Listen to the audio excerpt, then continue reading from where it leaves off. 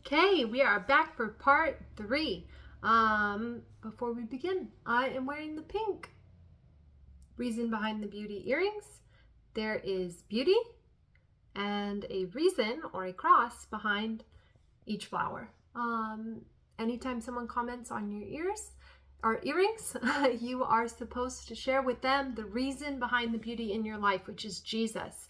He makes everything beautiful. He's the only one who brings true beauty, and he is the reason behind everything that is beautiful. So as a Share the Gospel initiative, I created these earrings for women so that you can never leave the house without a gospel conversation starter. Get something down where you share one line with the grocery store clerk or, friends and family. If anyone ever comments, you can say, Jesus is the only reason why anything is beautiful, and he's made my life beautiful. Jesus and his cross. So have you ever had the opportunity to let Jesus make your life beautiful, or something like that, whatever God puts on your heart and your mind to share? But they're available for a donation of any amount, and you can message me directly to order. So I feel like God moved so powerfully through this fast. So powerfully. So every single time after I fast, I wake up early without fail. Every single time it's the morning I'm getting off of a fast, I'm breaking my fast that morning. I wake up early, eager, anticipatory, excited to be with the Lord, and excited not to eat, because I don't eat right away, but I wake up excited to commune with him and just filled with energy and strength. So after this 7-day water fast, I woke up in the middle of the night at 4:30 in the morning, after going to bed at like 11 or 11:30. Did not go to bed early that night. Woke up to use the bathroom, and I could not fall back asleep. And by 5:10, I was so awake. I was like, I'm getting up. I'm just going to get up now. I can take a nap later. I don't want to stay in bed anymore. I want to get up. I was so filled with strength and energy. And I shared about this in another video, in a Share the Gospel Challenge video, my very first one. But God, normally I'm filled with joy and peace and excitement, but that morning I was filled with a little bit of like heaviness and dread. So I was filled with the strength and energy. But I was just like, God, I don't feel peace. And I felt like God was showing me fear is still present in my life. Something that God broke during the fast was me dragging my feet with this earring project. I've had these pieces for a while, but I haven't been able to move forward or take steps of advancement in selling these earrings. And God showed me that there's fear present in my life and hesitation in my life with this project and with sharing the gospel. Those are the two things that God was showing me. You are hesitating, Tessia. You are dragging your feet. You are fearing, and it's time to stop. So something that came up the previous night, because this was Monday morning, but something that came up on Sunday night in our church fellowship, as we all went around and shared what God did through the fast. Someone shared that they wanted to share the gospel with someone every single day for the rest of their life. I thought, wow, I don't feel like that. I don't feel that excited or passionate about it. And because there's fear. And when you have fear, the experience isn't a blessed experience. It's like a experience of wrestling and an experience of difficulty, and we don't like to do things that are difficult. So God showed me lots of things, and he said, you're dragging your feet and you're hesitating. It came through Matthew 10. I was looking at the birds and I thought, oh, the birds are so beautiful and God cares about them. And I know there's a verse in Matthew 10 that talks about you being more important than the sparrows. So I was reading verse 24 actually, and it says, the student is not above his teacher, nor a servant above his master. So do not be afraid of them, for there is nothing concealed that will not be disclosed, or hidden that will not be made known. And God was just I feel like you were telling me that this is going to be a season of refining this month.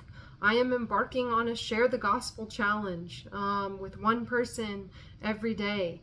And I said, there's so much fear and gunk around stepping out in my daily life. I want it all gone, Lord. You want it all gone. God doesn't want it there.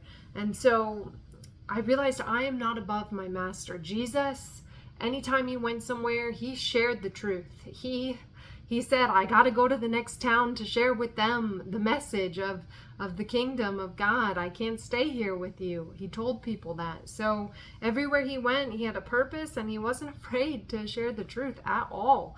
And so in me asking God to remove this fear, he said, face the fear and conquer it, overcome it. And he said, I will be with you. That should be reason enough for you to not be afraid. And the biggest thing he told me on Monday morning was, you will be disillusioned from this fear. I had this fear of sharing the gospel with people, this fear of talking to strangers, and God kind of showed me it's an illusion. I will disillusion you from this fear. And it happened with almost immediately. I know how to share the gospel because I have been trained and equipped in sharing the gospel. I've gone on a lot of outreaches and a lot of ministry outings, and I'm married to an excellent evangelist. I know how to. It was the hesitancy of stepping out in my daily life. So God showed me Satan is trying to rob your blessing. He's trying to steal from you your blessing of obeying me, blessing of joy. And because I'm always so blessed when I share the gospel. It's always a blessing when I obey God. Anytime I obey him, it's a blessing. And somehow we get tricked into thinking it's not going to be a blessing. We get deceived into believing that it's going to be really hard or really difficult or something that we don't want to do. And we believe this lie when really hard things aren't bad things. You know, sometimes putting effort and strain into something isn't bad. It brings blessing. People put in labor and they reap the reward of their labor, the fruit of their labor. So God broke off of me in one day fear of sharing the gospel with strangers, which I am not totally perfect at it yet, at hearing God in the moment, but I am definitely breaking free and sharing the gospel with one stranger every single day. If you've been following my updates, it is getting easier and easier. And, you know, I love Jesus, and after I do, every time after I share the gospel, I'm grateful that I did. I'm happy that I did. I'm blessed. And so God is renewing my mind and changing my attitude about sharing the gospel. And through this Share the Gospel challenge, that's exactly what he's doing. In Ephesians 4, 23, I believe it is, or 24, I put it 4:17.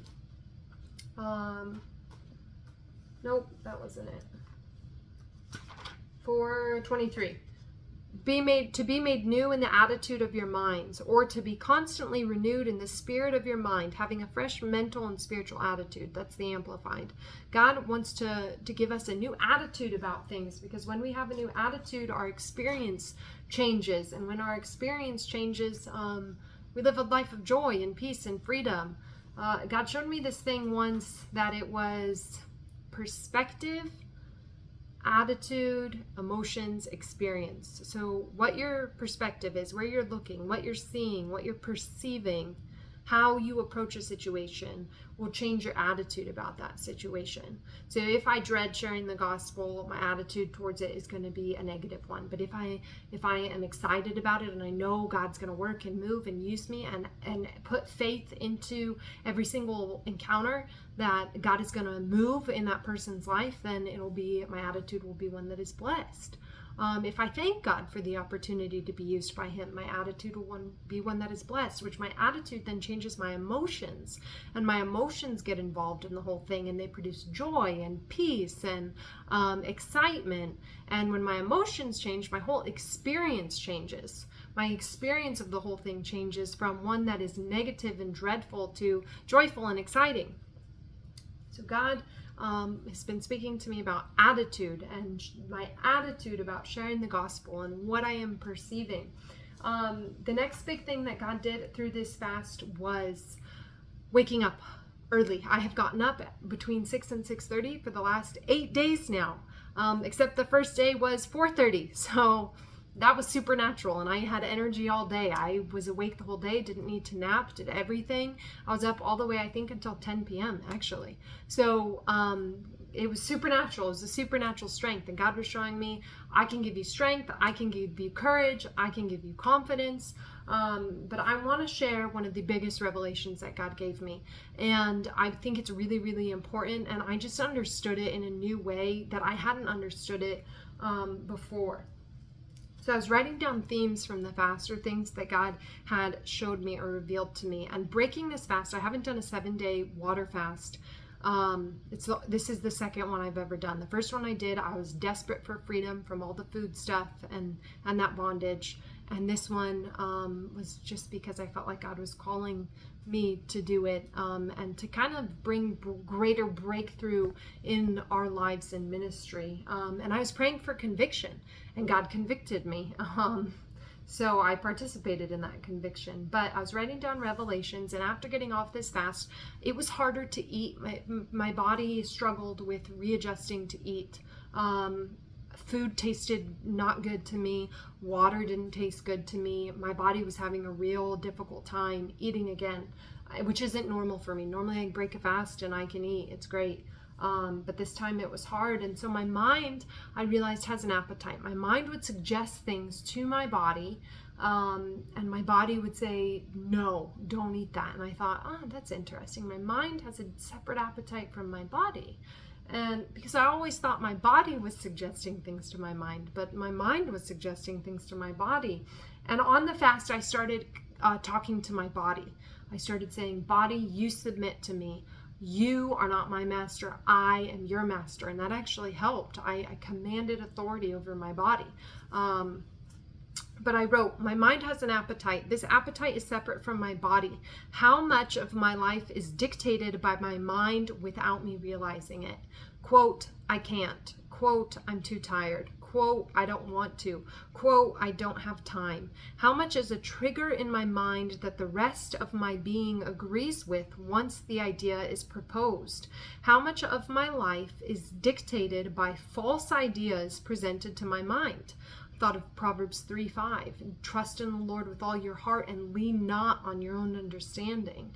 I was wondering how many times do I lean on my own understanding and think that I'm trusting God? My own understanding. How often do I make decisions based on that? Romans 12:1-2, do not be conformed to the pattern of this world, but be transformed by the renewing of your mind. Then you will be able to test and approve what God's will is, his good, pleasing, and perfect will. That verse meant something totally new to me. Be transformed by the renewing of your mind. Well, if the way I think about things can change my attitude and change my experience and change, what I do, then it's really important how I think about things. So I wrote, we avoid what we don't like doing, either out of fear or just because we don't like it. Again, how much of this is my mind presenting this to the rest of my being, or Satan presenting it to my mind? Fear grips and drains both heart and mind. Doubt wants to drain the body and mind. And then I wrote, mind fatigue. Do I have a weak mind? Am I trained and conditioned to resist hard things or things that used to exhaust me, so I think they will exhaust me now? Is my mind programmed or habituated to thinking about a certain task or activity in a certain way? So when I think about it now, I think it's going to be hard. I think it's going to tax me. I think it's going to overwhelm me, even though that's not true. Then I wrote,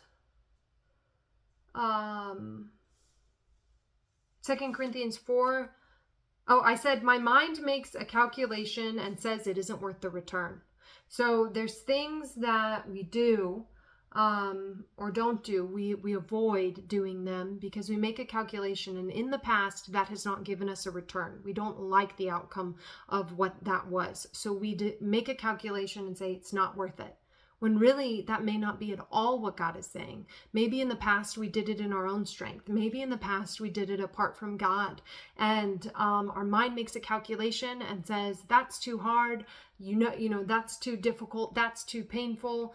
and we go forward making that decision, in a split second, thinking we're trusting God, but really we're relying on our own understanding, and all the while we don't even know it. How much is that happening in your life? How much is that happening in my life?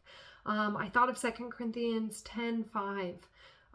We take captive every thought and make it obedient to Christ. All of a sudden, as this revelation was coming to me, I thought, wow, how much do my thoughts just pass through my mind and I don't make them obedient to Christ? How often do I think that I am taking my thoughts captive and making them obedient to Christ, but I'm not really? I said, how often does my mind override your voice, Jesus? And I felt like he said, a lot. I override the voice of God a lot, because God will say something to me and then my mind will reason why I can't do that or why that's not God, and I just override God's voice and I bypass it. I said, how often do I think I am referring back to you when really my mind is just making a calculation? Because I value, I said, your word is coming alive to me. And then I said, how do I stay in this place of strength? Because I felt so supernaturally filled with strength and filled with energy. And I felt like, how do I stay in this place? And then I wrote, how much of my life is dictated by my mind? And the different areas that I thought of were evangelism, ministry, food preferences. Am I sensitive to people's spirit? Am I sensitive to your spirit? And then I thought Isaiah 43:18. Forget the former things, do not dwell on the past. Does my spirit have authority over my mind, or does my mind have authority over my spirit? And then I wrote, talk to my mind. Mind, you are my servant. You submit to me. I command you to forget the former things. Because that was working on the fast with my body. As I commanded my body to submit to me, I felt a rise of my spirit. So I thought, apply this to my mind. Command my mind to submit to me, to submit to my spirit, not my spirit submitting to my mind. Because we can have thoughts run through our mind that aren't from God, and our whole being can come into agreement with it and run with it, when really God's saying, that's not at all what I was telling you to do. That's not at all how I want you to think about that situation. But our minds are so quick to take control. Our minds are so quick to take control. So I said, does your mind trick you into thinking you are trusting God without actually trusting him? How often does my mind say that's too taxing? How often is my mind overwhelmed instead of my being overwhelmed? Weakness of mind, not weakness of spirit.